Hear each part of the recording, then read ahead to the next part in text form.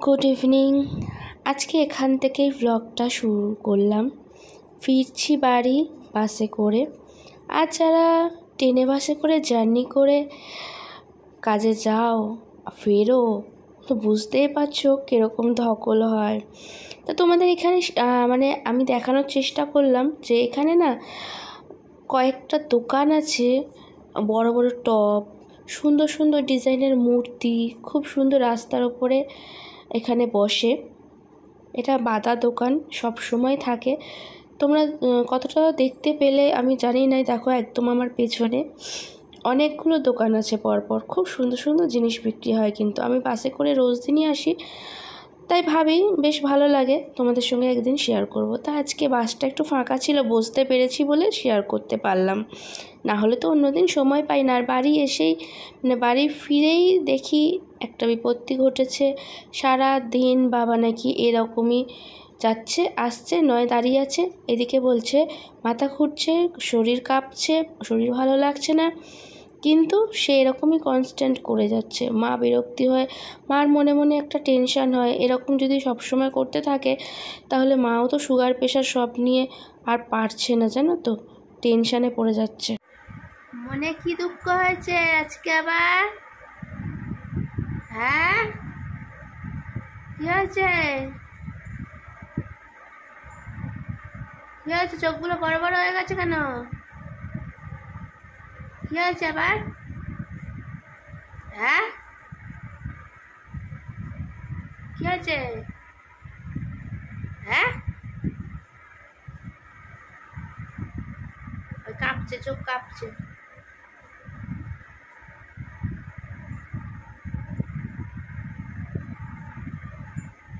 কি দুঃখ হচ্ছে মনের ভেতর? বুঝতে পারছি, চিন্তা হচ্ছে। কি চিন্তা হচ্ছে?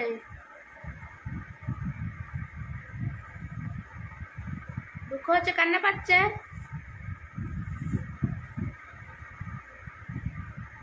আরে শরীর খারাপ, ঠিক আছে, শরীর খারাপ হতেই পারে, কাজ করতে হবে না, কিন্তু খেতে তো হবে। না খেয়ে বসে থাকলে হবে? স্নান করতে হবে। আমি এসছি কিছুক্ষণ হয়েছে, তার মধ্যে কতবার এই যাচ্ছে আর আসছে। আমি যতবার বলছি বসো, ধরে চেপে বসিয়েও দিচ্ছি, তারপরও উঠে এই একই কাজ করে যাচ্ছে। তারপরে দুপুরবেলা খায়নি নাকি, আমার সঙ্গে সেই সকালে খেয়েছে। কি অবস্থা যে করছে, স্নান করেনি তার মধ্যে। আর মা টেনশন কেন করছে, ওনার তো ওনাকে নিয়ে বিশ্বাস নেই। কি এই ঘর থেকে ওই ঘরে গিয়ে যে কী করবে সে আর কে জানে বলো। তাই জন্য মা একটু চোখে চোখে রাখার চেষ্টা করছে, কিন্তু চোখে চোখে রাখলে সে থাকলে তবে না, সেই দুষ্টু বাচ্চার মতন করছে। কে বকাঝকা না করলে হবে না। আবার আমাদের বাড়িতে ঘটে গেছে বিরাট একটা বিপত্তি। সেটা ঘটাচ্ছে বাবা। খাওয়া দাওয়া সব বন্ধ করে দিয়ে বসে আছে, শুধু পায়চারি করে যাচ্ছে। আর তার শরীর নাকি বলছে মাথা ঘুরছে, শরীর কাঁপছে। শরীর কাঁপলে আর মাথা ঘুরলে কেউ কি এরকমভাবে পায়ের ওপর দাঁড়িয়ে থাকতে পারে? পায়ের ওপর ভর করে বলছে নাকি ওটা ব্যালেন্সে দাঁড়িয়ে আছে। ও, কিসের ব্যালেন্সে? পায়ের ব্যালেন্সে না, শরীরের ব্যালেন্সে।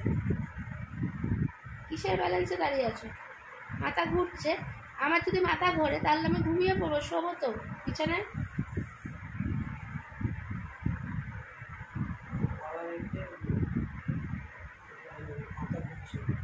খাওয়ার জন্য মাথা ঘুরছিল? খেয়ে মাথা ঘুরছিল?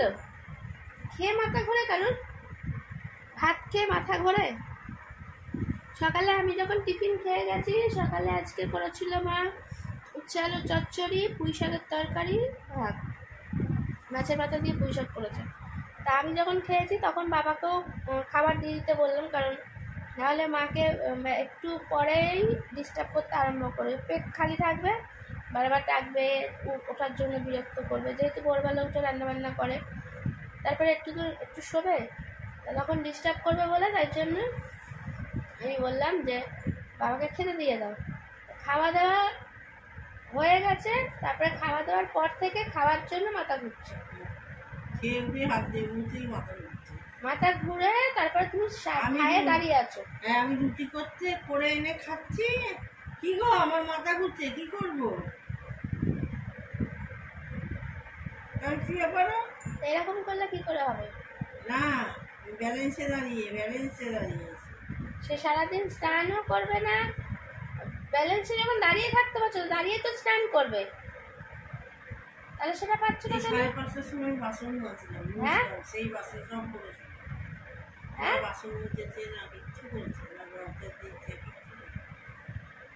হ্যাঁ, একটু হাতাপাতি মায়ের করে দিলে তো হেল্প হয়, তাহলে তো দুজনে মিলে তো করে নিলে, তাহলে একা একা কি করে করবে? মায়ের তো হাত একা, তো মা অসুবিধা, একটু না হেল্প করে দিলে তাহলে কি করে? ঠাকুর মধ্যে শুধু ঠাকুর দিইনি, সব করেছি।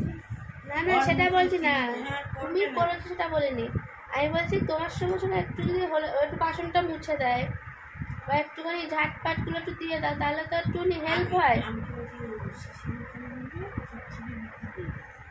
ঠিক আছে। ঝাটপাট দিয়ে ওই আলপনা এমনি মারানো হচ্ছে, আমি ওটা তাহলে ধুয়ে দিই, হাত দিয়ে মজা বালতি নিয়ে গিয়ে ওরা বালতি নিয়ে নিয়ে ধুয়ে আমরা ওই জন্য শিশির মধ্যে ঢুকিয়েছি, আমি হাত দিয়ে ধুয়ে দিয়েছি। সেই আমাকে গিয়ে দেখছি, যেই আমি আসছি দৌড়াচ্ছি। দৌড়াচ্ছ কেন? তুমি কি চুরি করেছো কিছু দৌড়াচ্ছ? ওই 8টা-10টা সিঁড়ি ওপরে তুমি তো আর সব নিচে। ঘরে এলো, দৌড়াদৌড়ির তো কিছু নেই।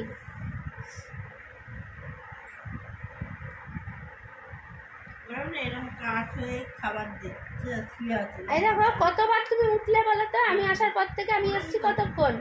8 ঘন্টা হয়েছে, তার মধ্যে না হলেও তুমি 20 বার উঠলে। ওরম কি করছে? বলছে না। কেউ না। তো তুমি গুনে বলো কবার? তুমি তো 2 মিনিট পর পরে উঠছো, আবার 2-4 বার ঘুরে আসছো, মনে হচ্ছে ওখানে ভূত দেখছো, গামছার ওখান থেকে ঘুরে দৌড়ে দৌড়ে চলে আসছো। ওই দেখো আবার উঠছো তো, আবার উঠছো কেন?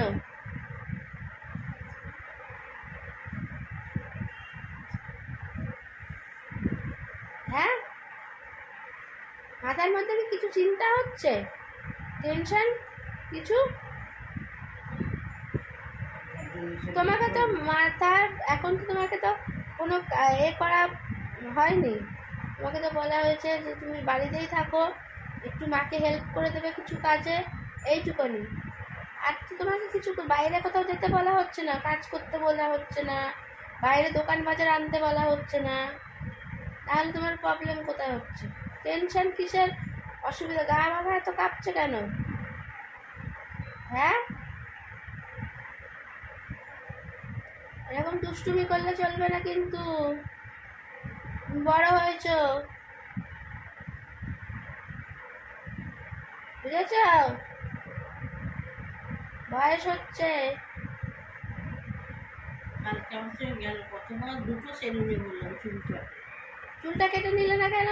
কিছুতেই যদি যায়। কেন? আমি কাটাতে নিয়ে যাব? আমার এখন ছুটি নেই কিন্তু। লোক বসে আছে, হোক না।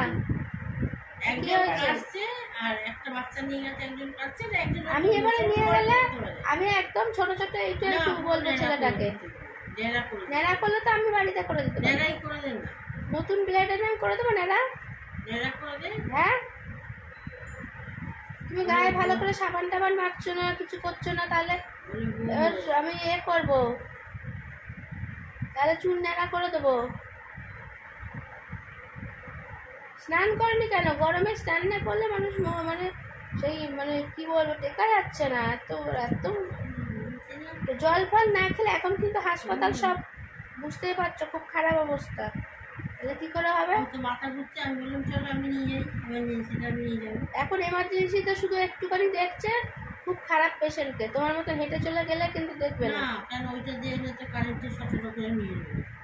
এবার ভুলভাল কি করবে? আমি কিন্তু কিছু করতে পারবো না, বাঁচাতে পারবো না বলে দিলাম, কিন্তু ওরা ঢুকিয়ে নিয়ে কি করবে ওদের ব্যাপার।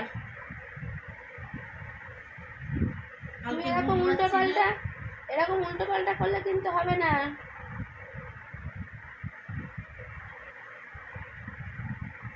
তাহলে তো মায়ের সুগার বেড়ে যাবে আবার তারপরে।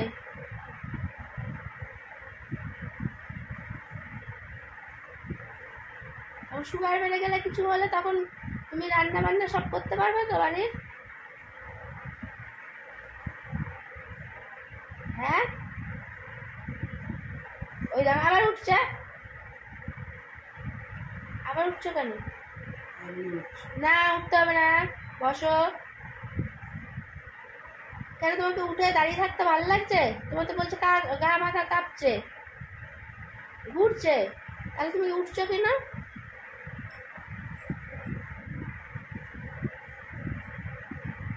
এরকম করলে কিন্তু হবে না, বলে দিলাম। আমি এখন তোমাকে স্নান করাবো, চলো। ভালো করে সাবান মাখিয়ে স্নান করাবো। এর জন্যই একটা গিজারের দরকার। গিজারের জল না হলে তুমি কী করে রোজ রোজ উঠবে? অল্প অল্প রকম একটুখানি স্নান করতে গিয়ে একটুখানি জল লাগে। সমস্যায় পড়ে আছি, বুঝেছ?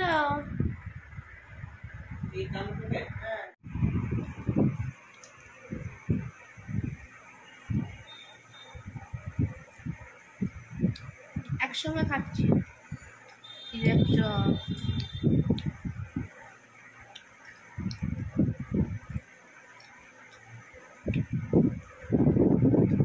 বাবা অনশন করেছে।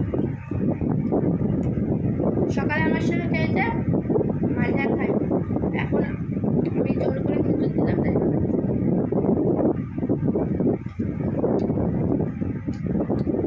আসলে আমাকে বাবা খুব ভালোবাসে, তো ওই জন্য। আমি না থাকলে বাবা তাই আমি না থাকলে তুমি খাও না।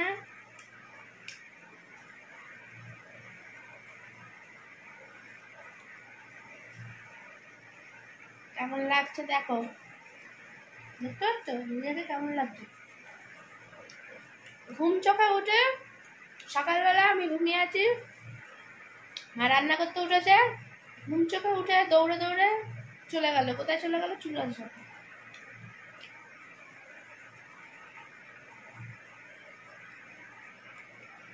দেখো, ভালো করে দেখো, আয়না এটা, আয়না নিজেকে দেখো না, কেমন লাগছে? দেখো চোখ মুখ কেমন লাগছে? বয়স্ক বয়স্ক লাগছে। তোমার কি এত বয়স হয়েছে? মা এদিকে রান্না চাপিয়ে দিয়েছে। আজকে আমাদের হচ্ছে আলু ভাজা আর গাটি কচুর তরকারি চিংড়ি মাছ দিয়ে রয়েছে, আর এদিকে রুটি করেছে। আর সকালে যেহেতু বাবা খায়নি, সেই ভাতটা রয়েছে, তাই আমি বললাম এই তেলটা একটু বেশি হবে, তো এই তেলের মধ্যে একটু গাজর পেঁয়াজ কুচিয়ে ভাতটাকে ভেজে দাও, তাহলে খাওয়া হয়ে যাবে। ভাত নষ্ট করে কী লাভ বলো, এখনকার যা জিনিসের দাম। এই দেখো, এই মানুষটাকে এই রাত্রি 10টার সময় আমি স্নান করিয়ে দেখো চাকাচাক দাড়ি ফাড়ি কেটে একদম ভদ্রলোকের মতন হয়ে গেছে। তো এইরকমভাবে পরিষ্কার পরিচ্ছন্ন থাকলেই হয়, তাহলেই তো আর কেউ কিচ্ছু বলে না, কিচ্ছু করে না। কিন্তু উনি ওনার মতন চলবে, উনি কি আর আমাদের মতন চলবে বলো? তাই তোমাদের সঙ্গে একটু শেয়ার করলাম। দেখো এখন কেমন লাগছে আর এসে কেমন দেখছিলে।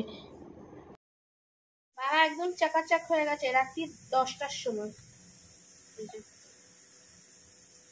ওঠো ওঠো, বসে পড়লে কেন?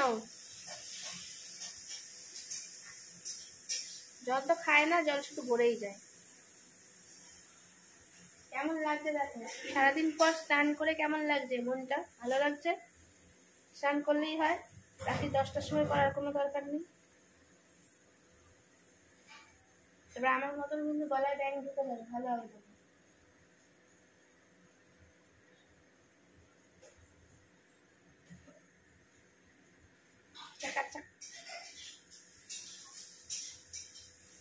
শ্যাম্পু ট্যাম্পু করে সাবান টাবান মেখে একদম ধুয়ে মুছে সাফ করে দিয়েছি। তা তোমাদের তো বলেই দিলাম মা কী কী করছে। মানে আমার কাজের ফাঁকে বাবাকে স্নান করিয়ে তারপরে মায়ের এদিকটাও একটুখানি তুলে নিলাম, কারণ সব মিলিয়ে মিশিয়েই একটা ব্লগ, সুন্দর একটা ব্লগ দেখানোর চেষ্টা করি সব সময়। কিন্তু এখন তো সারাদিন আর সময়ই পাই না একদম। আর এই যে আমি বাড়ি ফিরলেই একদম মজা মজা, সবসময় মজা করে আনন্দ করে মা বাবার সঙ্গে থাকার চেষ্টা করি। আর সবসময় এই রিলস করতে করতে আমার এই নাচন কোদন করা অভ্যাস হয়ে গেছে। যখনই সুযোগ পাই নাচন কোদন করতে শুরু করে দিই। তোমরা আবার খারাপ কিছু মনে করো না। এবার আমি যাব নিজে ফ্রেশ হতে, নাইটিটা চেঞ্জ করে নিচ্ছি, কিন্তু আমি এখনও ফ্রেশ হইনি। মার এদিকে একদম রেডি হয়ে গেছে, মা বলছে গরম গরম দিয়ে দেবো, তাড়াতাড়ি করে চলে আয়। এই যে আমারও রেডি হয়ে গেছে। তা কী খাবার আছে তোমরা জানোই। আর এদিকে এই যে চিংড়ি মাছ দিয়ে গাটি কচু, কার ভালো লাগে অবশ্যই কমেন্ট করে জানাবে। তা আজকে খেয়ে নিই, টাটা বাই বাই। সবার সঙ্গে আবার দেখা হচ্ছে নতুন একটা ভিডিওর সাথে।